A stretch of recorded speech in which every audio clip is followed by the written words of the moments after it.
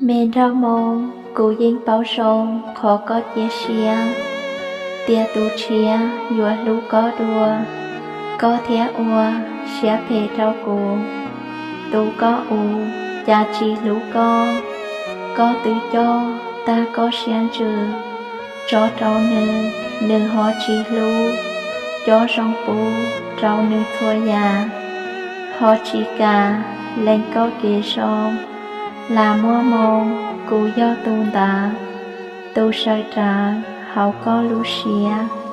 Có thảo thía, xa ua sông bố. Chỉ mua nụ, ua có chi xía.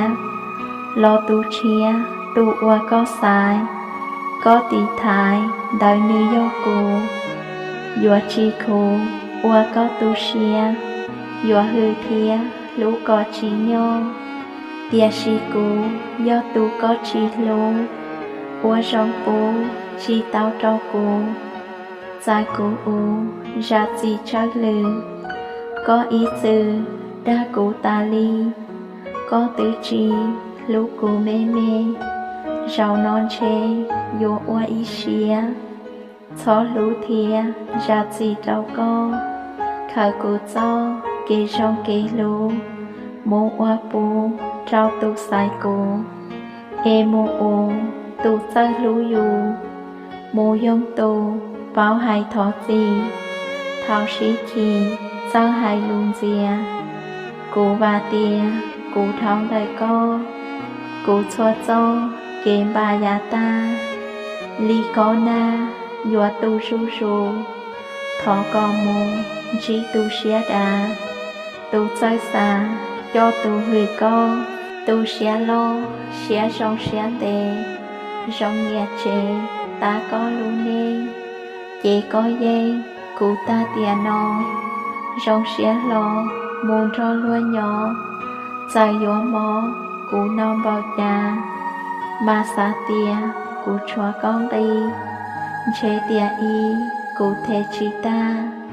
Có thía đa, rau ta rau đua. Dài cụ ua, rong ta thua già. Cụ dùa xa, dì bê chơi rau. Mô chi tao, lời gì mua cho. Ê tìa nô, gia cụ sư con. Sư ư cho, đã nên tu xìa.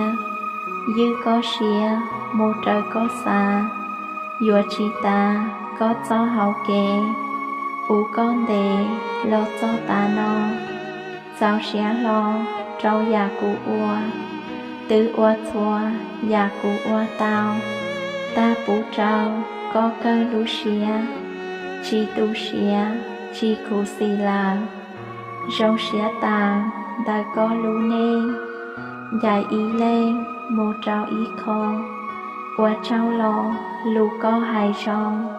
Hai thọ gì, già có ua thao.